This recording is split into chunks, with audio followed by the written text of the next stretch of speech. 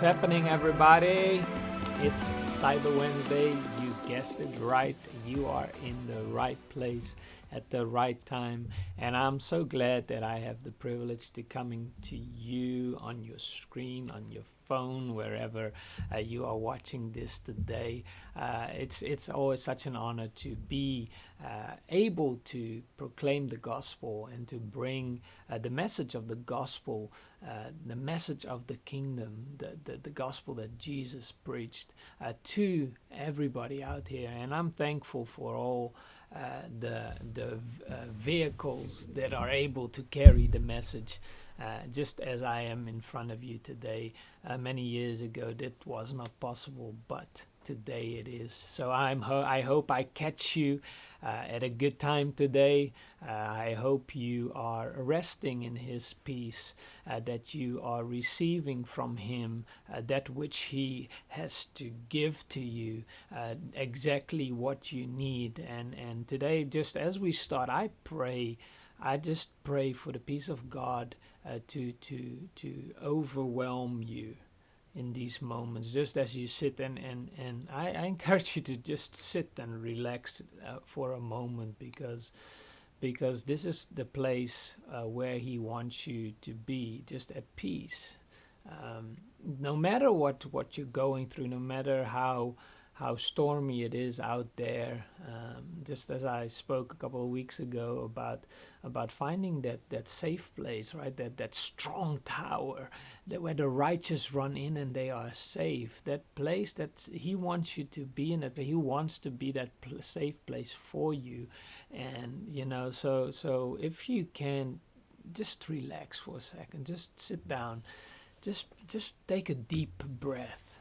Just breathe in the air that He is giving you, and let your body be rejuvenated. As we speak and as we release a word over you today, I believe that these messages on Cyber Wednesday, that they are, they are life-giving, and I'm so thankful that I'm not the only one coming in front of you on these Cyber Wednesdays. I am thankful that we have a family and lots of different voices that come and bring their perspectives of the kingdom and how they've lived out these things in their lives and give life experiences. And I'm thankful every time again to receive from them as well. So today, sit down, relax, listen, close your eyes if need to. Just take it in. Just take it in. Let the rush of life just be there for a moment. Be there for a moment, and just focus on what Yahweh is saying today through this stream of life coming to you. Again, thankful that you have tuned in. After we're done, go ahead and share this message, because again, it's you that help us spread the message. It's you that make it go further than what we can carry it. So thankful for all of you that are faithfully just helping us share the message and liking and commenting. Don't underestimate little things that you are doing, which help tremendously. So thankful for all of you. All right, I want to talk today.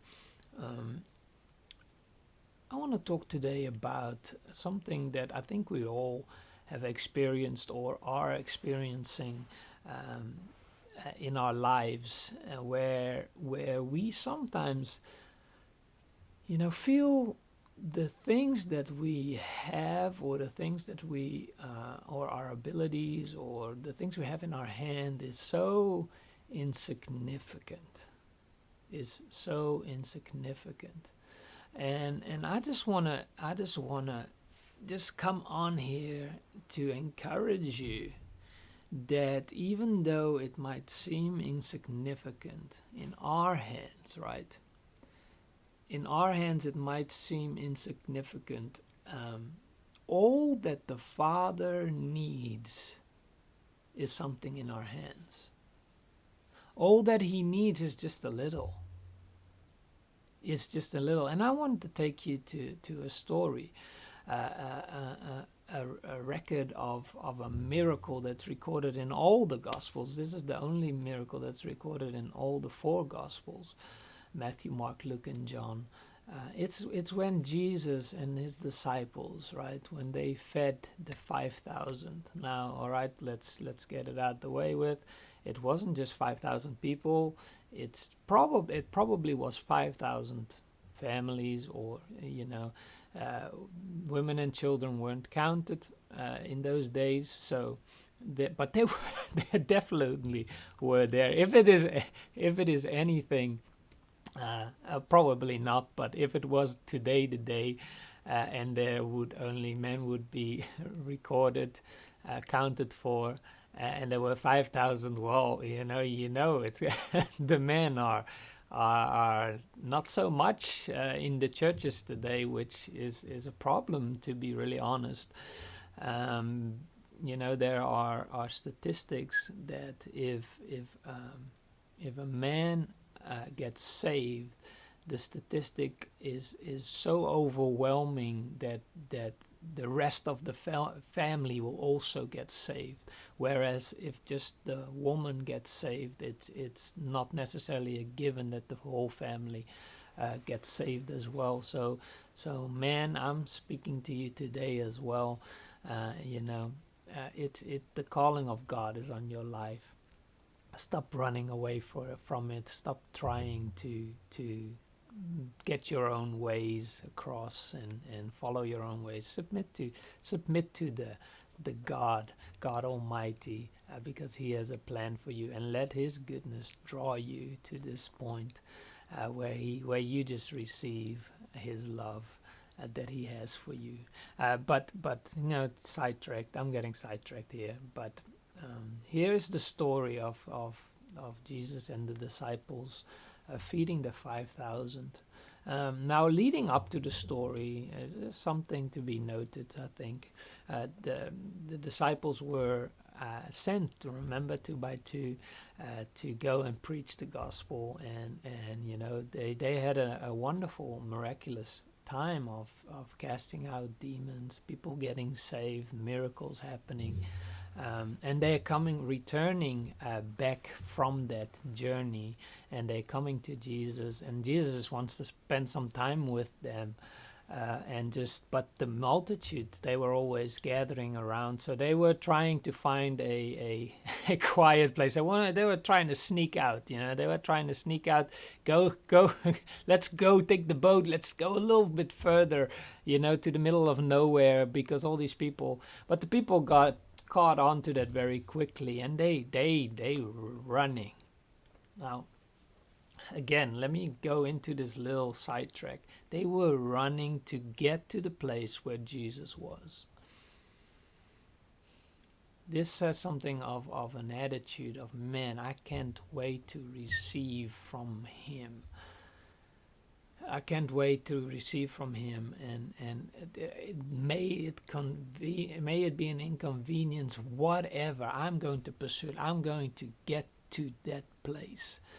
Sometimes I'm looking around, and especially in the Western churches, we've gotten far too comfortable. We've gotten far too comfortable. Our programs and all our stuff that have just made us comfortable in our seats and caused we've become a people of we don't want inconvenience.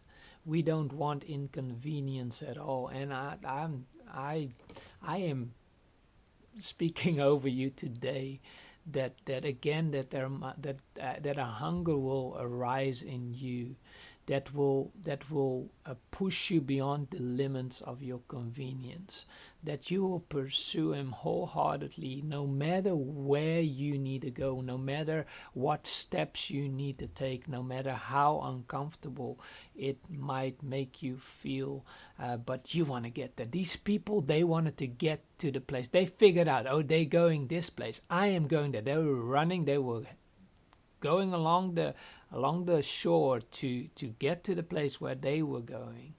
to catch them there, because they wanted to hear. They were hungry. They wanted more of what Jesus was doing. He was healing. He was speaking truth. He was sharing revelation of the kingdom.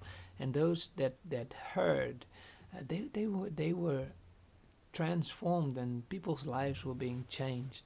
So they were there. So as soon as they came to shore, and of course, read it for yourselves. The story, it's in every gospel. It's in Matthew, Mark, Luke, and John. And just read the story before it and afterwards. It's a nice read. So they came there, and now when they there, Jesus' heart was moved with compassion, and he just began to pour over again. That's what happens when you pursue. He is moved with compassion. He is moved with compassion, and he is going to release the things that he is carrying, the things that he has got. And as they, the multitude, so the time goes.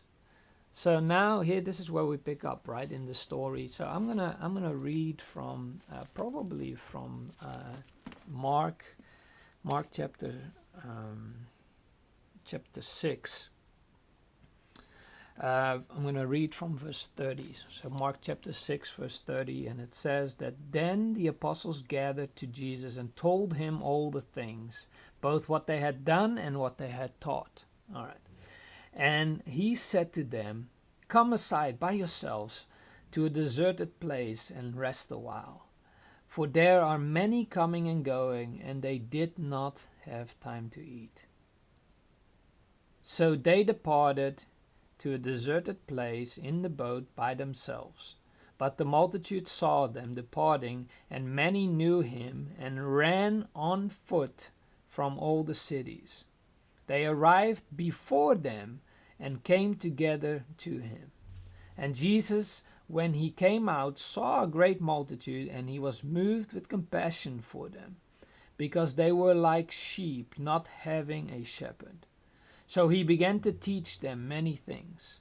And when the day was now far spent, his disciples came to him and said, "This is a deserted place, and already the hour is late. Send them away, that they may go into the surrounding country and villages and buy themselves bread, for they have nothing to eat."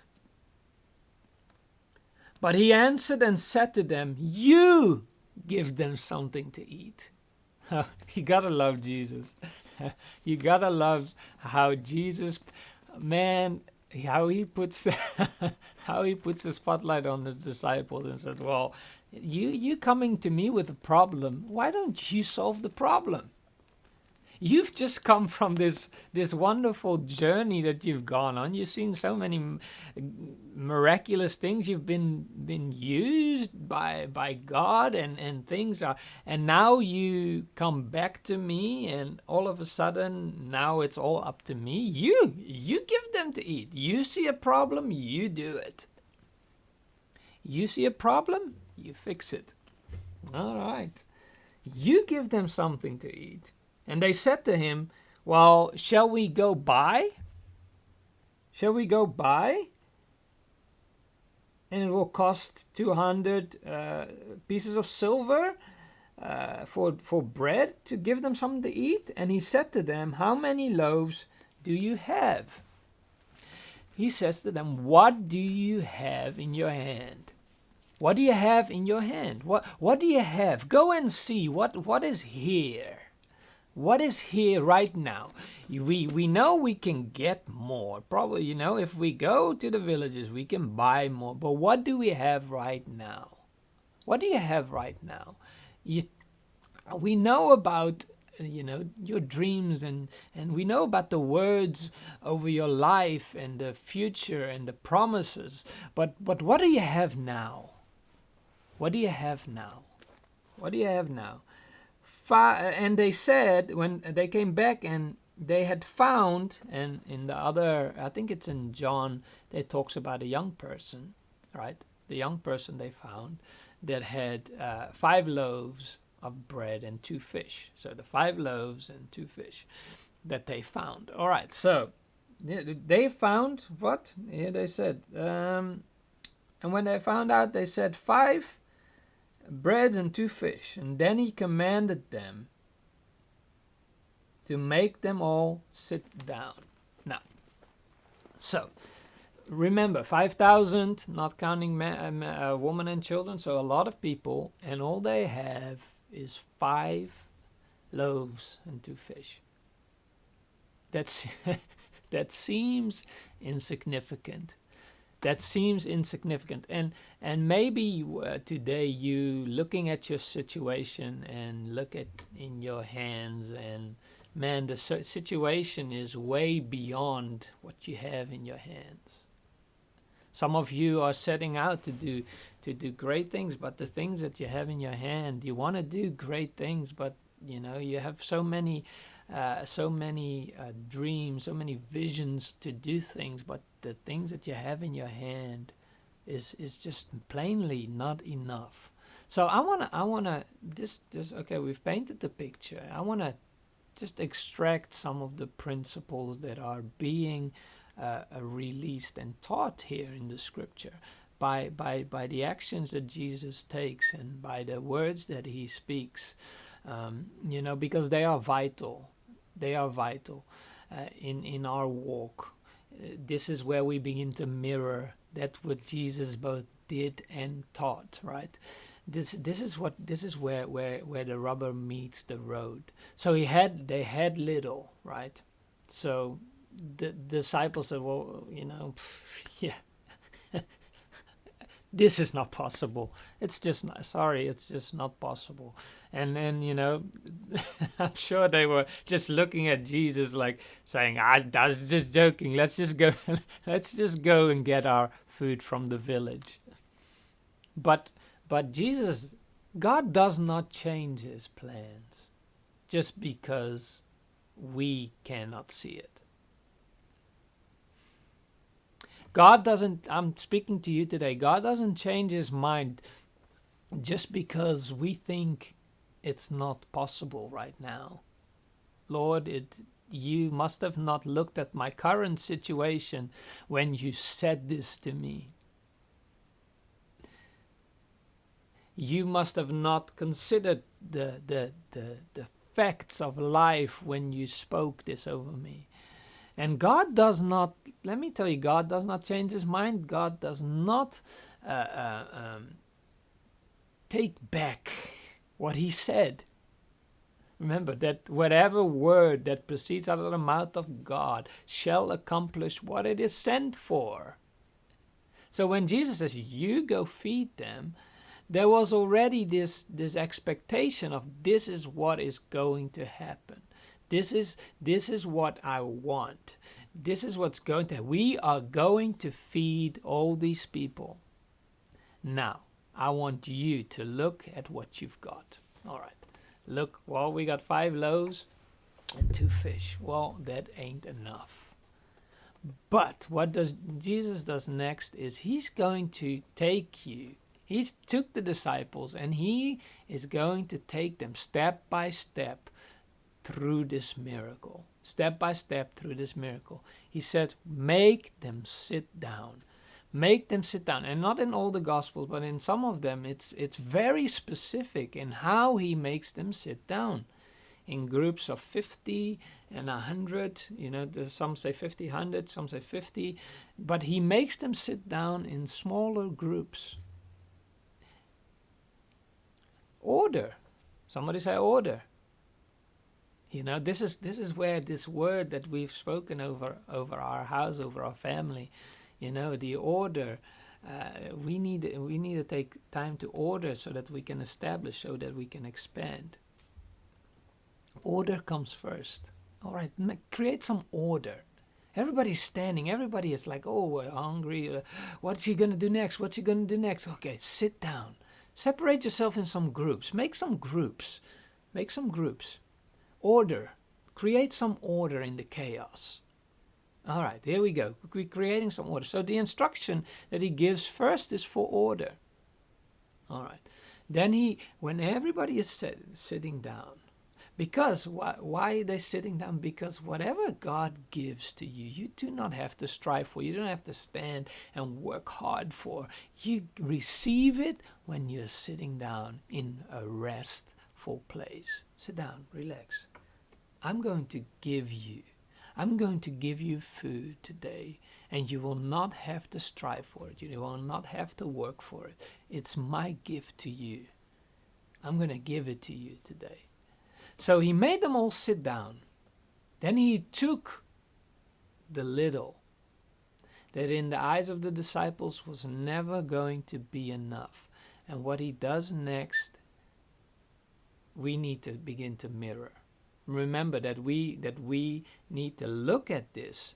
And just like Jesus only did what he saw the Father do, right? We need to look at this picture and see what Jesus did, right? He took the little, and what does he do? He gave thanks. He gave thanks for not enough. Man, there is something in there. You write that in the comments. Write that in the comments right now.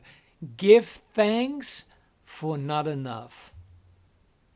Give thanks for not enough. Jesus gave thanks for not enough. He said, thank you.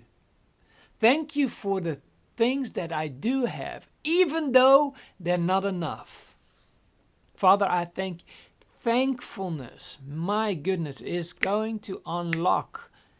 Thankfulness is going to unlock the supernatural, the miraculous work of God in your life. Learn to be thankful and to express your thanks to the Father for the things that you have. Stop complaining about the things you don't have and begin to look at the blessing that is already in your hand.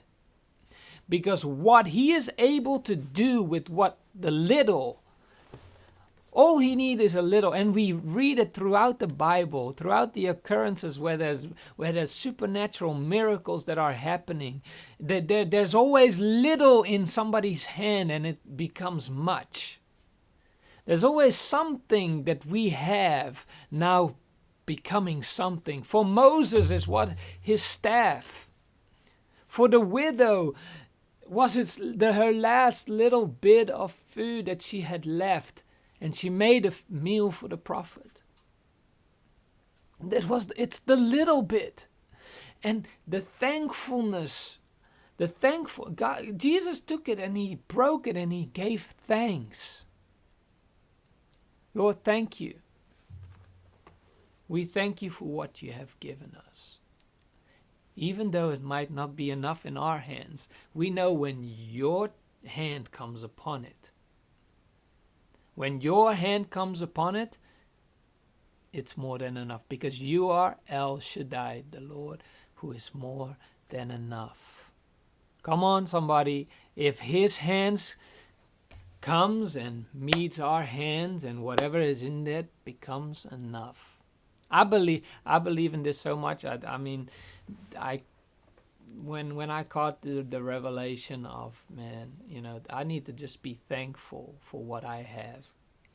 I had taken one of my bank cards, and you know how some banks let you customize your bank card. All right, I did that as well. And I put big on my card. I don't have it with me, otherwise I would have shown it to you today. But I took it and I put big on there. Give thanks. Give thanks. So every time I'm reminded, when I use it, I'm reminded. When I'm pumping gas and I put my card in, I see it, give thanks, and I give thanks. Because even though sometimes it might not be enough, or you want to do bigger, it's the little I give thanks for. I give thanks. I give thanks because it is given by God. It's given by God. And He broke, and we know what happens next, right? He breaks it and He gives it to the disciples. He gives it to the disciples. So it's not it's. I like to see it this way, right? I like to see that it's not just Jesus who performed the miracle, but it was Jesus and his disciples together in unity, them looking and seeing what is happening in front of their eyes, how Jesus lives by example, how he says, no, we don't have a lot, but hey, in your hands, let's go. And he begins to break it, and he begins to give it to the disciples, and the disciples begin to distribute it. Remember that his instruction to them was, you give them to eat. You give them something to eat. And this is what I find so amazing, is that Jesus didn't say, hey, let me stand up and let me perform this wonderful miracle. He's like, no, you do it. You go give out, because through your hands they're gonna be fed. We do this together. We are in this together. There's no such thing as independence in the kingdom. We do this together. We do this together. And he gave to them, and they began to distribute. And it was easy to distribute because, remember, they were all ordered. They were all in groups. Easy to distribute. The flow was easy. There was no struggle. There was not a rush to the front. Sometimes you see the rush, right? The rush to get something. There was no rush. It was ordered. It was distributed. There was a miracle. So great that it was recorded in all the Gospels. Because there are so many keys in here that we need to pay attention to. So today, what do you have in your hands? What have you got in your hands that you find insignificant, but when the hand of God comes upon that, it becomes more than you ever need. If we read, let me just read something else for you in 2 Corinthians. 2 Corinthians 9. It talks about the God who's more than enough, right? He is more than enough for you. He is more than enough for you. And in verse 10 it says, this generous God who supplies abundant seed for the farmer, which becomes bread for our meals, is even more extravagant toward you. First, write it down, first, he supplies every need plus more.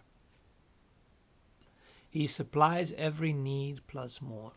This is our God, our Father, and our heart towards us. First, he supplies all of our needs and more, right?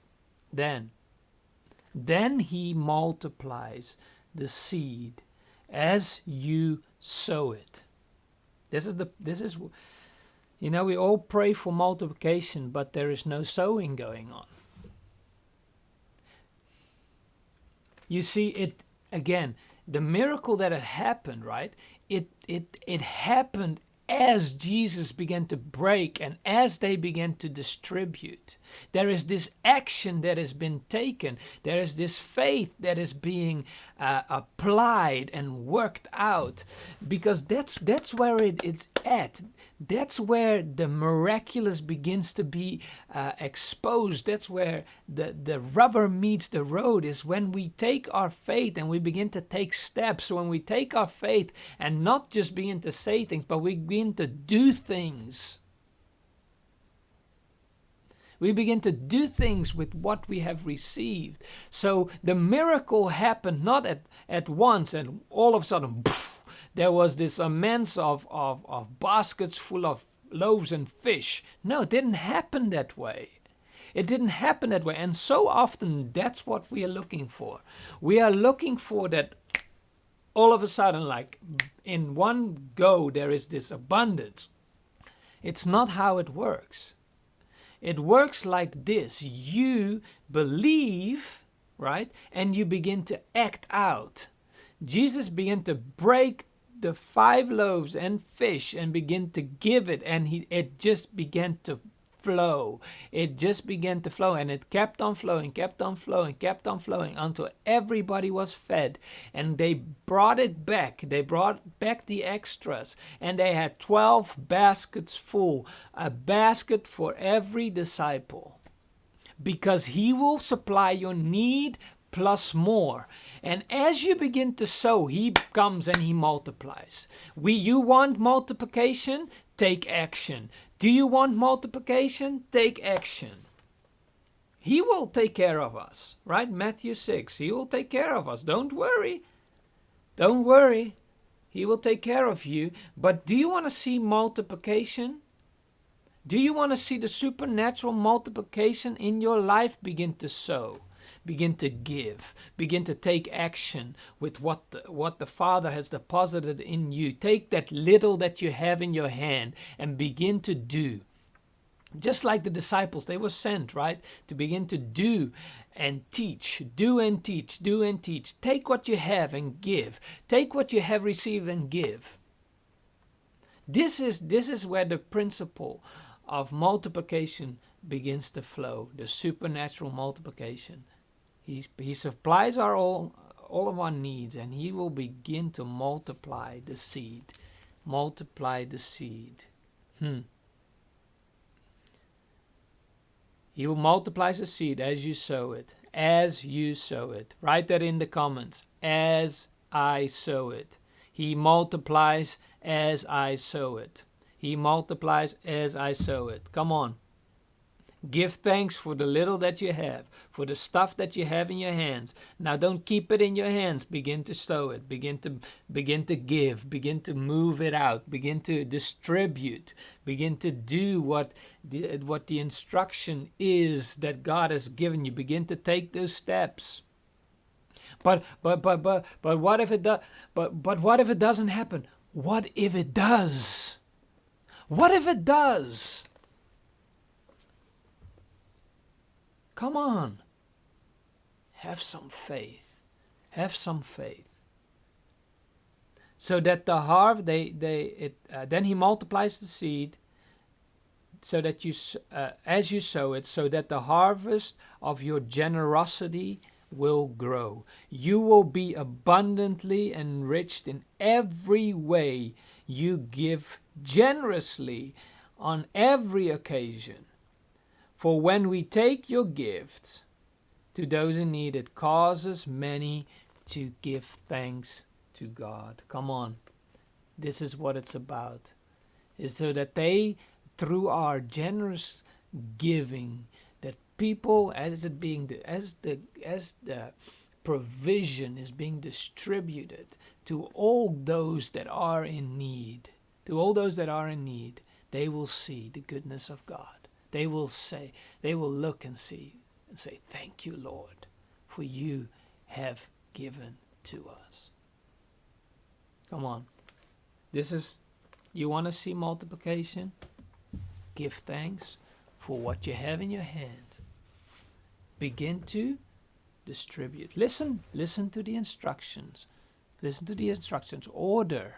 Bring some order. And now, as it comes, begin to give. As it comes, begin to distribute. As it comes. And let me tell you, you will see at the end, when you look back, you will see and say, wow, more than enough. More than enough. I challenge you, I encourage you in your most holy faith today. Come on. Yes. You can do it. You can do it. Exactly the things that you've been thinking about as I was speaking. Those things. Begin to spread it out. Begin to give. You have these ideas in your head given by Holy Spirit. It's time for action. It's time to begin to sow. And as we sow, multiplication will begin to happen. You are in a tough spot financially, begin to give. Yeah, but what if it doesn't work out? What if it does? What if it does? This is what I love about the Malachi scripture. Firstly, it's all about honor, but secondly, it's like the Lord is saying, "Well, try me in this." He's saying, "What if it doesn't?" I say, "What if it does? What if it does open the windows? What if it does?" Stop focusing so much of what if it doesn't. Look at the possibilities here. Look at the possibilities of what if it does. Come on. So today I'm prophesying into your life, what if it does? What if it does? Take those steps.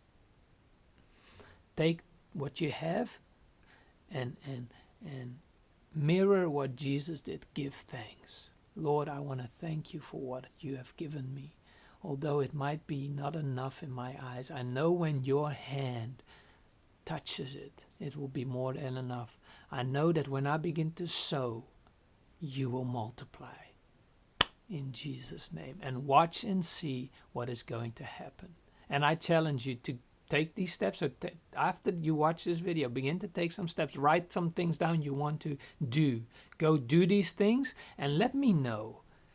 Let me know the testimony of multiplication, supernatural multiplication that will happen in the situations.